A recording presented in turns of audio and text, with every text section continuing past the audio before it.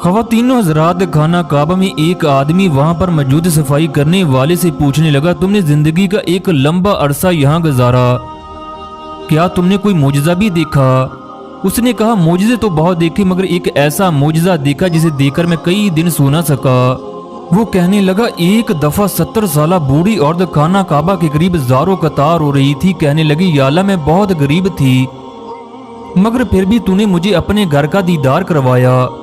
اب میری ایک اور تمنا ہے، میں بیت اللہ کے اندر جا کر تیری رحمت کو محسوس کرنا چاہتی ہوں اور دنیا کو بتانا چاہتی ہوں تو ایک غریب اور مسکین کو بھی بیت اللہ کے اندر لے جا سکتا ہے۔ اگلے دن پھر یہ عورت کعبہ کے دروازے کے سامنے بیٹھ کر اذکار کرنے لگی۔ اس کے بعد یہ بوڑھی عورت بلند آواز سے کہنے لگی، یا اللہ میں فیصل عباس سے سکینہ ہوں، بس اب تو مجھے اپنے گھر کا اندر دکھا دے۔ وہ بار بار یہی جملہ دہرا رہی تھی، یا اللہ میں فیصل عباس سے سکینہ ہوں، میں تمہارے در پر پہنچی ہوں، اب مجھے اپنا گھر اندر سے دکھا دے۔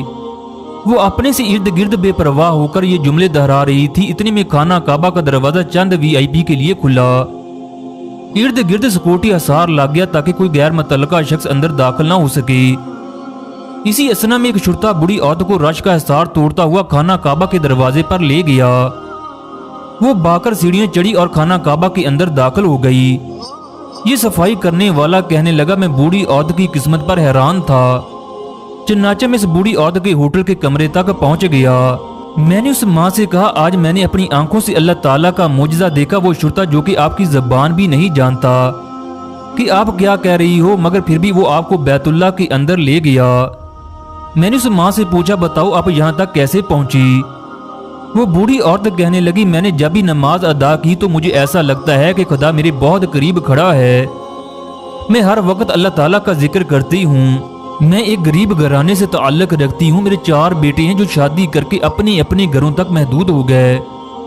میرا خامد انتہائی بیمار رہنے لگا، بیماری کی حالت میں میں نے اپنے خامد کی بہت خدمت کی۔ وہ چارپائی پر پیشاب کر دیتا تو میں بڑی خوشی سے چارپائی اور اس کے کپڑوں کو دھوتی۔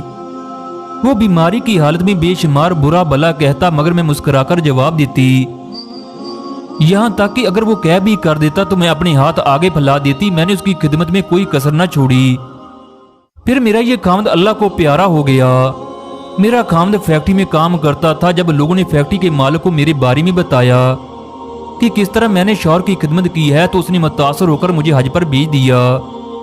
پھر صفائی کرنے والا کہنے لگا، میں شرطے کے پاس گیا جس نے اس بوڑھی عورت کو خانہ کعبہ کے اندر داخل کیا۔ جب میں نے اسے سارا واقعہ بتایا کہ وہ کس طرح بیت اللہ کے اندر داخل ہونے کی دعا کر رہی تھی تو اس کی آنکھوں سے آنسو آ گئے، وہ وہیں سجدے میں گر پڑا۔ وہ کہنے لگا، جب میں نے اس ماں کو دیکھا تو مجھے ایسا محسوس ہوا جیسے کوئی کہہ رہا ہو، اس کو بیت اللہ کے اندر داخل کرو۔ حالانکہ ہمیں ایسا کرنے کی اجازت نہیں ہے، مگر میرے ہاتھ اس ماں کی طرف بڑھنے لگے۔ میں نے اسے بیت اللہ کے اندر داخل کر دیا۔ خواتین و حضرات، اس بوڑھی عورت کو یہ سب کچھ خامد کی خدمت کرنے سے ملا ہے۔